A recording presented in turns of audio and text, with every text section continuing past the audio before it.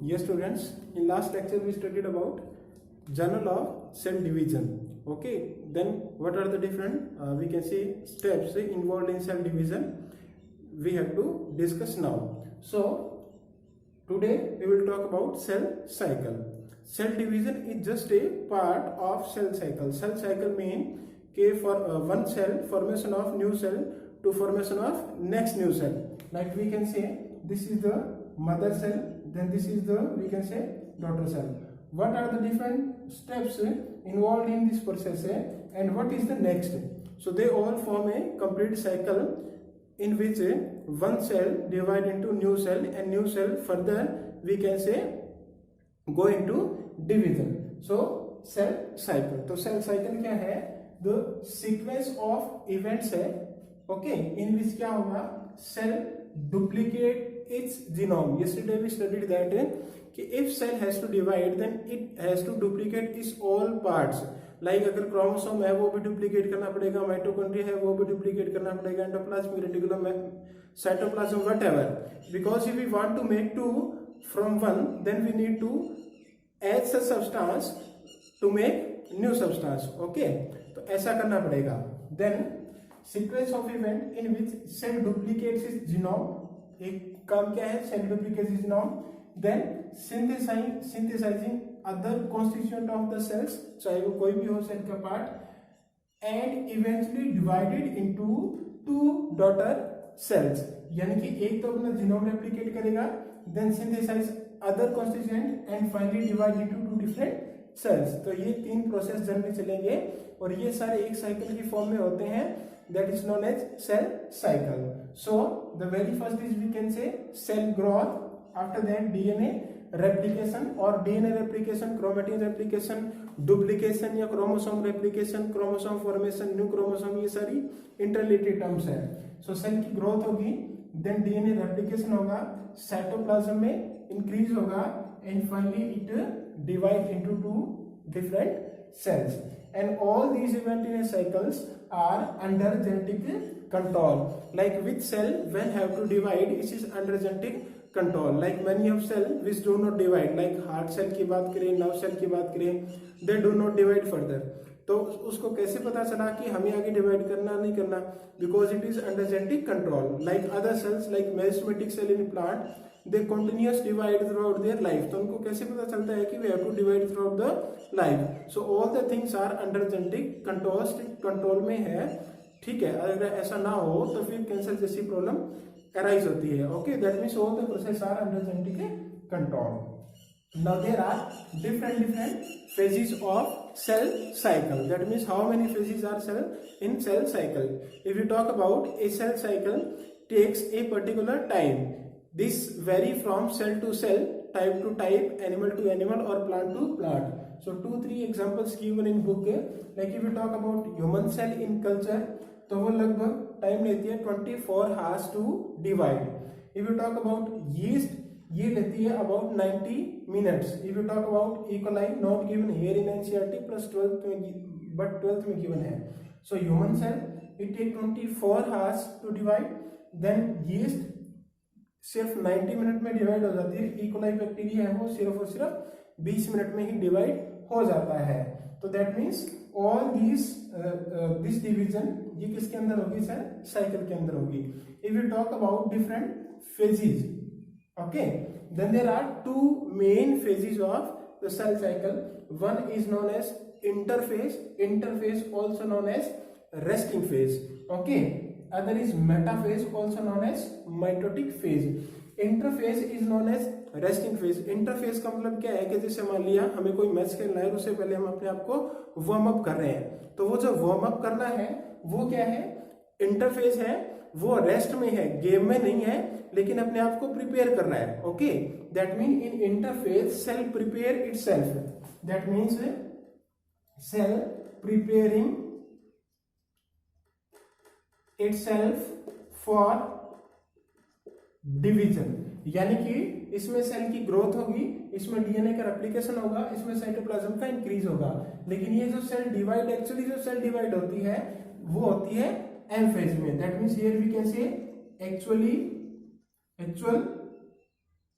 Division of of cell, और यहाँ पर जो एक्चुअल डिवीजन है वो किसका होता है, क्रोमोसोम्स का, यानी कि जीनोम का, और डीएनए का जो डिवीजन, जो डिवाइड होता है इन टू डिफरेंट सेल्स में। तो interface in this phase, this is known as resting phase, there is no activity for actual division, actual division की कोई नहीं है। लाइक एक गेम है, एक स्प्रिंटर कोई गेम है, एक रनिंग का गेम है, लाइक 100 मीटर, सिर्फ 15 से 20 सेकंड का गेम है, लेकिन उससे पहले कितना टाइम लेता है उसको प्रिपेयर करने के लिए। ओके, तो वो सारा का सारा क्या है, इंटरफेस है। तो गेम में कम टाइम लगता है और प्रिपरेशन में ज्यादा लगता है, तो this interface will take about 95% of time. Okay, if you talk about this mitotic phase और एम फेज, एम वर्ड आया माइटोटिक फेज से, this takes only 5% of total time, यानी कि इस अगर हम इसको कर दें 24 आवर्स को, तो जो मोस्ट ऑफ टाइम है वो किस में लगता है, इंटरफेज में, and very we can say small time takes in M phase. तो इंटरफेज में क्या करता है, cell prepare itself for division, cell अपने आप को प्रिपेयर करेगी, डीएनए रेप्लिकेट करेगी, ग्रोथ करेगी, साइटोप्लाज्म को इंक्रीज करेगी। Okay, then M phase is the actual division, where there is a division of chromosome और डिवीजन ऑफ क्रोमेटिड और डिवीजन ऑफ डीएनए क्रोमेटिड, जो भी है वो पढ़ेंगे कि एक्चुअली है क्या। Okay, so cell cycle, sequence of event by which cell duplicates its genome. अब अलग अलग वर्ड है, कहीं वर्ड यूज कर रखा है जीनोम, कहीं वर्ड यूज कर रखा है क्रोमोसोम, कहीं वर्ड यूज कर रखा है क्रोमेटिड, कहीं डीएनए। ओके, तो ultimately there is a we can say duplication in DNA. If there is a duplication in DNA, तो duplication in we can say chromatid और duplication in chromosome, और जो पूरा जो DNA है, जो सम टोटल ऑफ है, उसको हम जीनोम बोलते हैं। ओके, थोड़ा सा जीनोम में हम पढ़ेंगे 12th में, अभी एग्जैक्टली ऐसा जीनोम नहीं है। Okay, so sequence of genome means sum total of all we can say content of DNA or haploid content. Sequence of event by which a cell duplicates its genome, synthesize other constituent and eventually divide into two cells. तो cell growth, DNA replication, cytoplasmic increase and cell divide करेगी finally, and all these process are under genetic control है। Okay, तो phases क्या है life cycle के, cell cycle के, one is interphase and other is M phase. अगर इसका phase का टाइम पूछे कि कितना टाइम है, तो ह्यूमन सेल जनरल लेती है 24 hours 90 minutes. If you talk about E coli, then it take only 20 minutes to divide. Okay, now this interphase and mitotic phase further divide into different phases. So very first we will talk about interphase only. Okay,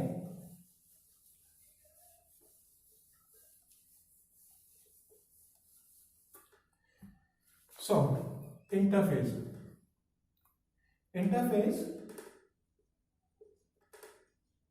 is also known as resting phase, where क्या करती है, cell prepare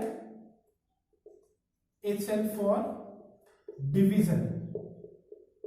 okay, और ये कितना time लेता है, लगभग 95% time है सेल साइकिल का वो लेता है। So this interphase is further divided into 3 different phases. One is known as G1, other G1 phase, other is known as S phase, and next is known as G2 phase. G1 यहां G stand करता है, G stand for growth phase के लिए, और S phase for synthesis, and here G again for growth, यानी कि G1 and G2 both phases are for growth of cell and its content, S for synthesizing क्या होगा, DNA होगा यहाँ पर देखो। तो G1 फेज में क्या होता है कि cell is metabolically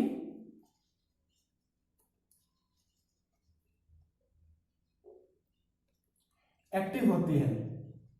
okay, and continuous in growth, यानी कि यहां पर सेल एक्टिव है और कंटिन्यूस करती है अपनी ग्रोथ में, कि सेल का जो कंटेंट है उसको ग्रो करे, सेल के साइज को ग्रो करे।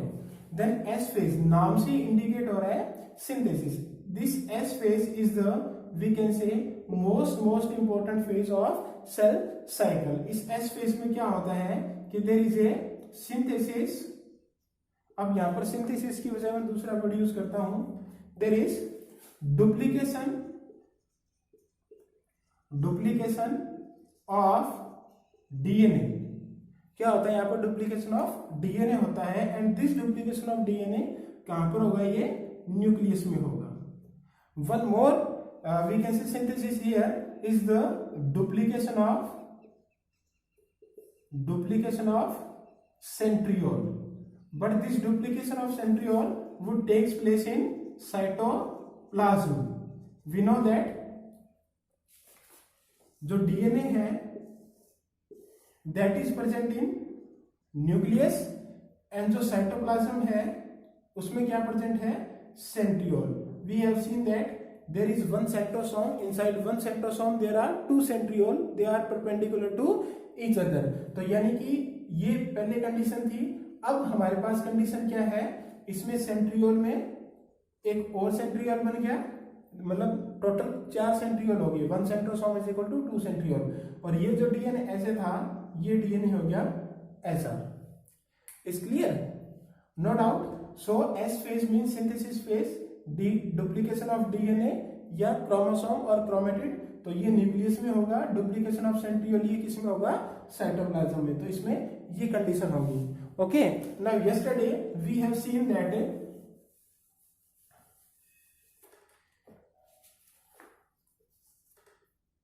there is, we can say,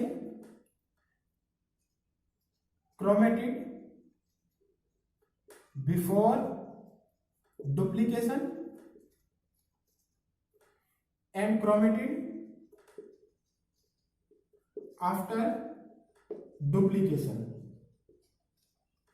Okay. Suppose there is only pair of chromosome. सिर्फ 2 ही क्रोमोसोम है और वो भी किसमें है? पेयर में है. यानी कि है 1 cell is equal to 2n. और इस 2n को मैं ऐसे कह दूं, 1 cell is equal to 2 chromosome and this chromosome is 2n. और अगर मैं इसको कैसे, how many total chromosome are there? 2. अगर मैं ऐसे कहूं पेयर कितने हैं, तो there is 1 pair of chromosome. Okay. Now see cell कैसी होगी? सेल होगी ऐसी. This is 1 chromatid, this is another chromatid. Okay, here this is chromatin fiber. यहां पर क्या है? सेल में chromatin fiber है, because chromatin fiber है, because this is, we can say, open thread है. ये फर्दर आगे जाके कंडेंस होगा, then will form chromosome. तो 1 cell is equal to 2 chromosome. तो 2n सेल क्या होगी? 2 क्रोमोसोम की. पेयर कितना है? 1. लेकिन जब आफ्टर क्या होगा? डुप्लीकेशन होगा, तो क्रोमोसोम तो या क्रोमेटिड तो वही रहेंगे, मान लिया ऐसे. ओके. इसके साथ क्या हो जाएगी? इसकी कॉपी हो जाएगी. तो ये बन जाएगा ऐसे. अब देखो, हाउ मेनी क्रोमोसोम और क्रोमेटिड और फाइबर्स आर देयर? 1 2, यानी कि 1 डैश. ये इसी का है. Then how many are there? 1 and 1 dash. Okay. तो ये सेल थी 2n, तो ये सेल भी क्या रहेगी? 2n. यहां नंबर ऑफ क्रोमोसोम 2 थे, तो यहां भी नंबर ऑफ क्रोमोसोम क्या रहेंगे? 2 क्रोमोसोम.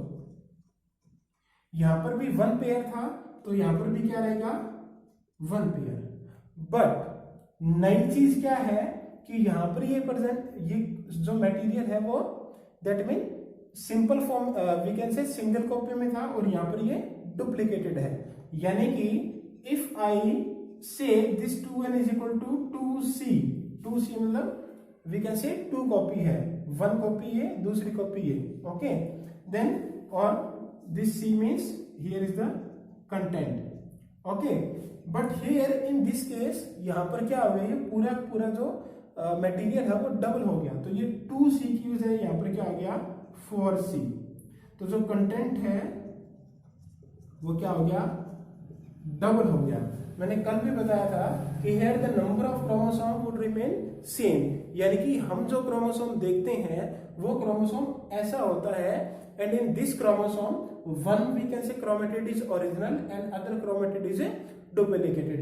यानी कि मैं इसको जो नंबर 1 2 दे रहा हूं वो एक्चुअल में कभी बिना डुप्लीकेशन के ऐसा था 1 2. तो here the number is 1 2 here also the number is 1 2, but content यहाँ पर इतना ही था, बट यहाँ पर कंटेंट क्या हो गया, डबल हो गया। ओके, तो आपको ये चीज ध्यान से समझनी है, अगर ये चीज समझ में नहीं आई तो फिर बाकी काम नहीं होगा।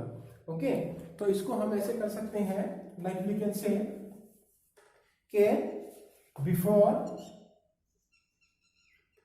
S phase, before S phase cell थी 2n is equal to 2c, तो आफ्टर एस फेज क्या हो गया, आफ्टर एस फेज ये हो गया 2n is equal to 4c, because अगर ये डबल नहीं होगा तो हम डिवाइड कैसे करेंगे, लाइक मेरे पास 100 रुपए है और मुझे इक्वल डिवाइड करने हैं, तो 100 रुपए और लेके आऊं तब 100 रुपए दे सकता हूं, या 50-50 दूं, चलो 50-50 दे दिए, एक बार डिवाइड कर दिए, then again I have to divide, तो 25-25 जाएंगे, फिर 12.5 जाएंगे, तो लास्ट में तो कुछ बचेगा ही नहीं, but we need to we can see constant generation of cell with same number of chromosome, तो उसके लिए हमें डीएनए को, क्रोमोसोम को, क्रोमेटिड को डिवाइड रेप्लिकेट करना ही पड़ेगा। ओके, तो here before S phase this cell is 2n is equal to 2c, but after this is 2n is equal to 4c। तो हियर आपको यहाँ पर एक पॉइंट नोट रखना है, वो क्या है कि there is no change in number of chromosomes, but जो मटेरियल है, but the content is double. Okay, this line is clearly written in NCERT, और इसको समझना है ऐसे, यानी कि द काउंट द क्रोमोसोम, ये स्ट्रक्चर है 1 2, और ऐसे ही इसमें 1 ओरिजिनल है 1 डुप्लीकेटेड है। ओके, अभी हम देखेंगे ये एक्चुअली कहाँ दिखता है। Okay, so this is about the S phase, और दूसरा क्या होगा, इसमें रेप्लिकेशन ऑफ सेंट्रियोल होगा। ओके, तो एस फेज में डुप्लीकेशन ऑफ डीएनए, ये किस में होगा, न्यूक्लियस में, देन डुप्लीकेशन ऑफ सेंट्रियोल, ये होगा साइटोप्लाज्म में, तो 2n सेल थी वो 2c थी, अब वो होगी 2n is equal to 4c। Okay, then in G2 phase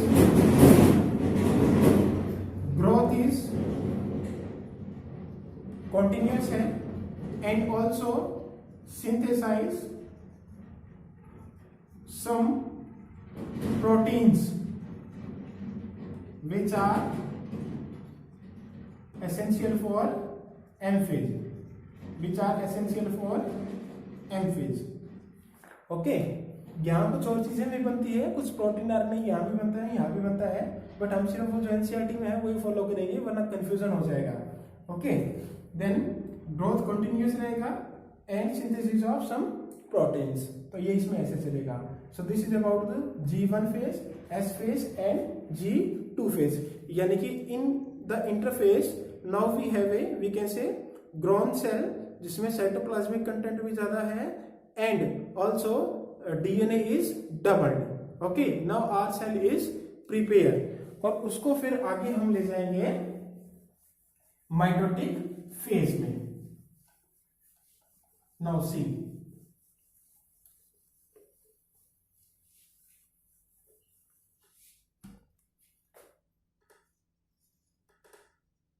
cell cycle, interphase, M phase, known as resting phase. Resting का मतलब रेस्ट नहीं कर रहा है, काम तो कर रहा है लेकिन डिवाइड नहीं कर रहा, तो this interphase is divided into G1 S G2। Now this M phase में एक्चुअल डिवीजन ऑफ सेल, तो दो चीजों में डिवीजन होगा, one is in nuclear content and other is in cytoplasmic content. तो ये जो डिवीजन होगा, one division of, we can say division of nuclear content and other the division of cytoplasmic content. So this nuclear division of nuclear content is known as karyokinesis. Karyo mean nucleus, kinesis mean division. ओके, prokaryotic, eukaryotic में हमने ये karyo word पढ़ा था, तो this karyo word is for nucleus. Then this cytoplasmic is known as, ये karyokinesis है तो ये हो जाएगा cytokinesis. The karyokinesis and cytokinesis. तो साइटोकाइनेसिस में क्या होगा, साइटोप्लाज्मिक कंटेंट है वो डिवाइड होगा और यहाँ पर न्यूक्लियर कंटेंट डिवाइड होगा. So karyokinesis and cytokinesis. Now this karyokinesis further divide into 4 different steps or stages, that is known as prophase, second is known as metaphase, third is known as anaphase, and fourth one is known as telophase. Okay, तो अब देखो cell में cycle में क्या क्या हो गए, ये हम आगे डिटेल में पढ़ेंगे. और ये भी G1, S, G2, prophase, metaphase, anaphase, telophase, cytokinesis. तो ये सारे स्टेप हो गए 1 2 3 4 5 6 7 8. तो these 8 are the different steps of a cell cycle. Clear है. तो interphase G1, S and G2 में, M phase karyokinesis and cytokinesis में, karyokinesis further divide into prophase, metaphase, anaphase and telophase में डिवाइड है. Clear है. यहां तक बात समझ में आई. तो ये हमें डिटेल में करने हैं. उससे पहले देखो इसका साइकिल कैसे बनेगा.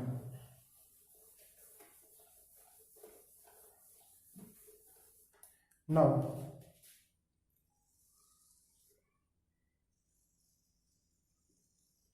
Okay, divide this into center ले लो लगभग, and we can see here. Give this 95% part. This is interface. 95% जो टाइम है वो इसमें लगता है. This interface is further divided into G1, G2, G1, S and G2 phase. Now this is known as M phase. ये लेगा 5% time. तो this M phase is divided into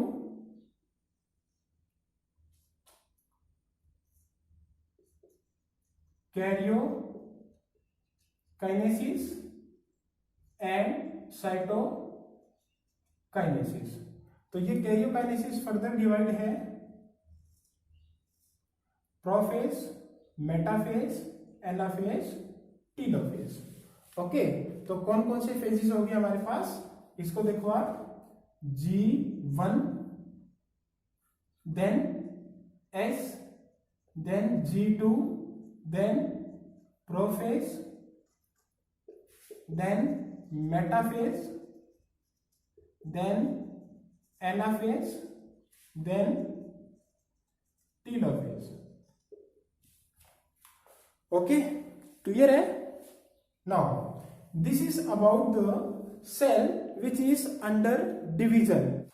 now see some cells are inactive stage में होती है. Inactive stage mean they are inactive for division. Okay, but metabolically क्या है, active है. यानी कि there are some cell they are not under any type of division, any kind of division, but उसमें क्या है कि वो मेटाबॉलिकली तो एक्टिव है. तो ये स्टेज सेल होती है इनएक्टिव स्टेज में, and this stage is known as quiescent stage, and this quiescent stage also known as G0. यानी कि some cells are which are not under division, they are temporary, we can say permanently or temporarily inactive for division only, लेकिन वो बाकी खुद का काम कर रही है, ये ध्यान रखना. Okay, inactive mean inactive for division, not inactive cell. So this is known as quiescent stage and also known as G naught stage. जैसे हम बात करें हार्ट सेल की, if we talk about nerve cell, so these type of cells they generally do not divide further, ये divide नहीं करती further एक बार बनने के बाद. ऐसा नहीं है कि हार्ट का कुछ हिस्सा निकाल के उसकी सेल्स को फिर वापस रीजनरेट कर जाएगी. It's not, we can say usual और जनरल केस, ऐसा नहीं होता. They do not show regeneration. Okay, so heart cell nerve cell की बात करें, if we talk about our epithelial cell of skin, अगर हम स्किन की एपिथेलियल की बात करें, now this is the skin, now these cells are in G naught phase, वो रेस्टिंग फेज में है, यानी कि इनएक्टिव स्टेज में है फॉर डिवीजन. लेकिन जैसे यहाँ पर कोई इंजरी हो जाए, दिस सेल डिवाइड फर्दर. तो that means like epithelial cell they divide occasionally. तो या तो वो ओकेजनली डिवीजन करे, या वो डिवीजन करे ना, तो वो किस में होती है कि इनएक्टिव और रेस्टिंग स्टेज में होती है. That stage is known as quiescent stage. तो वो होगी यहां पर इसके बीच में, that is known as G naught stage. Okay, G naught stage बोलेंगे हम उसको. This G naught stage is inactive for division. Clear है, नो डाउट. तो ये सारा प्रोसेस था हमारा इसका. अब इसमें माइटोसिस में रहा क्या हमारे, this simple cell division is for mitosis, and again after that we will study about the meiosis. तो ये this is the general process, जो मियोसिस में भी होगा, माइटोसिस में होगा. तो G naught, G1, S, G2. Now karyokinesis and cytokinesis will discuss later. Okay, this is the very very important part of cell. ये समझ में नहीं आया कि 2n से 4n, 4c कैसे हो गया, 2n से 2n ही कैसे रहा, क्या क्या चीजें हुई, सेंट्रियोल कहाँ डिवाइड हुआ, डीएनए कहाँ डिवाइड हुआ, डुप्लीकेट हुआ. तो ये चीजें अगर नहीं आती तो आगे का कुछ भी समझ में नहीं आएगा. That's why this is the most most most most important part. आगे का बिल्कुल सिंपल है, ये बताने कि ये प्रोसेस हो रहा है, बस इतना उसमें कॉम्प्लिकेशन नहीं है. So this is all about the interphase. We will discuss about M phase और mitotic phase in next lecture. Okay, तो ये ध्यान से रखना इसको भी. This is inactive stage for division. Cell metabolically active है, ये जरूर ध्यान रखना बात. Okay, thank you.